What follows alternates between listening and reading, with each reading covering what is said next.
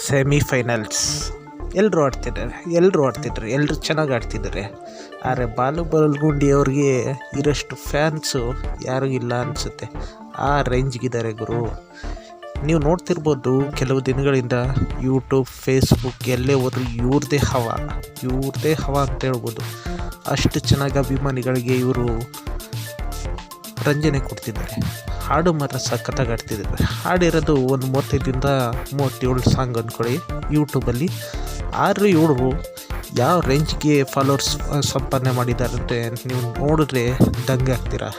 ನಿಜ ಸ್ನೇಹಿತರೆ, ತುಂಬ ಇವ್ರ ಬಗ್ಗೆ ಹೇಳ್ಬೇಕಂದ್ರೆ ಮಾತುಗಳು ಸಾಲಲ್ಲ. ಯಾಕಂದರೆ ಈ ಥರ ಸಾಧನೆ ಮಾಡಬೇಕಂತ ತುಂಬ ಜನದ ಕನಸು. ಆ್ಯಕ್ಚುಲಿ ಯೂಟ್ಯೂಬರ್ ಆಗಬೇಕಂದ್ರೆ ಪ್ರತಿಯೊಬ್ಬರು ಕನಸಿರುತ್ತೆ. ಆದರೆ ಇವರು ದನ ಮೇಯಿಸ್ಕೊಂಡು, ಕುರಿ ಮೇಯಿಸ್ಕೊಂಡು ಈ ರೀತಿ ಮಾಡಿದ್ದಾರೆ ಅಂದರೆ ಇವ್ರನ್ನ ವಿಲ್ ಪವರ್ನ ನಾವು ಮೆಚ್ಚಲೇಬೇಕು. ಇವತ್ತು ಇಡೀ ಕರ್ನಾಟಕನೇ ಇವ್ರಿಗೆ ಅಂತ ತಿರುಗಿ ನೋಡ್ತಿದೆ. ಆ ರೇಂಜ್ಗೆ ಹೆಸರು ಮಾಡಿದ್ದಾರೆ ಇವರು. ಬಾಳು ಅವರು ಮೂಲತಃ ಹಾವೇರಿಯವರು. ಇವ್ರ ಬಗ್ಗೆ ನಿಮ್ಗೆ ಜಾಸ್ತಿ ಹೇಳ್ಬೇಕಂತೇನಿಲ್ಲ. ಆದರೆ ಇವರು ಹಾಡು ಮಾತ್ರ ಸಖತ್ತಾಗಿ ಹಾಡ್ತಾರೆ. ಎಲ್ಲ ಇವರೇ ಬರೆಯೋದು. ಇವ್ರಿಗೊಂದು ದೊಡ್ಡ ಕನಸಿತ್ತು ಅನಿಸುತ್ತೆ, ಹಾಡುಗಾರ ಆಗಬೇಕು ಅಂತ. ಆ ರೇಂಜ್ಗೆ ಹಾಡಾಗಲಿ ಇಡೀ ಕರ್ನಾಟಕನೇ ಕುಣಿಸ್ತಿದ್ದಾರೆ. ಇವ್ರ ಥರ ಅಚೀವ್ ಮಾಡೋಕ್ಕೆ ಇವ್ರ ಸಾಂಗ್ಗಳು ತುಂಬ ಕೇಳಿರ್ಬೇಕು ನೀವು, ನಾನು ಕೇಳಿದ್ದೀನಿ. ಆದರೆ ಇವ್ರಗಳ ಬಗ್ಗೆ ಜಡ್ಜಸ್ ತುಂಬ ಒಳ್ಳೆಯ ಒಪಿನಿಯನ್ ಕೊಡ್ತಿದ್ದಾರೆ. ತುಂಬ ಒಳ್ಳೆ ಸಿಂಗರ್ ಆಗೋ ಎಲ್ಲ ಲಕ್ಷಣಗಳಿದ್ದಾವೆ. ಇವ್ರು ಕನ್ನಡ ಚಿತ್ರಕ್ಕೆ ಆದಷ್ಟು ಬೇಗ ಬರಲಿ ಅಂತ ನಾನು ಹಾರೈಸ್ತೀನಿ.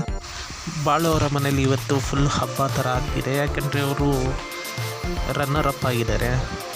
ಮೋಸ್ಟ್ಲಿ ವಿನ್ನರ್ ಆದರೂ ಆಗ್ಬೋದು ಅಂತ ಹೇಳೋಕ್ಕಾಗಲ್ಲ. ಆದರೆ ನಮ್ಮ ಶ್ರೀ ವಿನ್ನರ್ ಆಗಲಿ ಅಂತ, ವಿನ್ ಆಗಿ ಬನ್ನಿ ಬಾಳುವನ್ನ ಅಂತ ಹೇಳೋಕ್ಕೆ ಇಷ್ಟಪಡ್ತೀನಿ. ಜನಪದ ಹಾಡುಗಳನ್ನ ಈ ರೇಂಜ್ಗೆ ಹಾಡ್ಕೊಂಡು ಎಲ್ರಿಗೂ ಒಂದು ರೀತಿ ಎಂಟರ್ಟೈನ್ ಮಾಡೋದು ತುಂಬ ದೊಡ್ಡ ವಿಷಯ. ಅವರು ಹಳೆ ಕಾಲದ ಹಾಡುಗಳನ್ನ ಹಾಡ್ಕೊಂಡು ಈಗಲೂ ಜನಗಳ ಮನಸ್ಸಲ್ಲಿ ತುಂಬ ಫೇಮಸ್ ಆಗಿರೋದಕ್ಕೆ ಒಂದು ದೊಡ್ಡ ಚಪ್ಪಾಳೆ. ವಿಡಿಯೋ ಇಷ್ಟ ಆದರೆ ಲೈಕ್ ಮಾಡಿ, ಶೇರ್ ಮಾಡಿ ಹಾಗೂ ಕಾಮೆಂಟ್ ಮಾಡಿ. ನಿಮ್ಮ ಫ್ರೆಂಡ್ಸ್ಗೆಲ್ಲ ಶೇರ್ ಮಾಡಿ. ಬಾಳು ಅವ್ರ ಬಗ್ಗೆ ಒಂಚೂರು ಹೆಚ್ಚಿಗೆ ತಿಳ್ಕೊಳ್ಳೋದಾದರೆ ಒಂದು ಕಾಮೆಂಟಲ್ಲಿ ಹೇಳಿ, ಇನ್ನೂ ಜಾಸ್ತಿ ತಿಳಿಸ್ತೀನಿ. ಬಾಳು ಅವರ ಅಪ್ಪ ಅಮ್ಮ ಹಾಗೂ ಅವರ ಅಣ್ಣಂದಿರು, ತಮ್ಮಂದಿರು ಹಾಗೂ ಹೆಂಡತಿ ತುಂಬ ಖುಷಿ ಪಡ್ತಿದ್ದಾರೆ ಇವರು ರನ್ನರ್ ಅಪ್ ಆಗಿರೋದಕ್ಕೆ.